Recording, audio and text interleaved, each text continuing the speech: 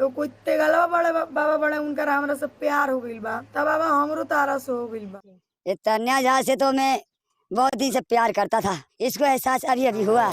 तो नमस्कार प्रणाम दोस्तों, आप लोगों को फिर से एक बार और भोजपुरिया भाई यूट्यूब चैनल में स्वागत है। दोस्तों आपको बता दें कि तेगलवा बाबा और तान्या झा का प्यार बहुत ही ज्यादा वायरल हो रहा है। जी हाँ दोस्तों, आपको बता दें कि छोटू आरती के बाद अब तेगलवा बाबा और तान्या झा का प्यार का चर्चा हो रहा है। दोस्तों आपको बता दें कि तेगलवा बाबा का कहना है कि मैं तान्या झा से बहुत ही ज्यादा प्यार करता हूँ और उससे शादी भी करना चाहता हूँ। और दोस्तों यहीं पे आपको बता दें कि तान्या झा भी लाइव आई थी और तेगलवा बाबा के बारे में बहुत कुछ बोल दी। जी हाँ दोस्तों, आपको बता दें कि तान्या झा ने लाइव में क्या बोला था।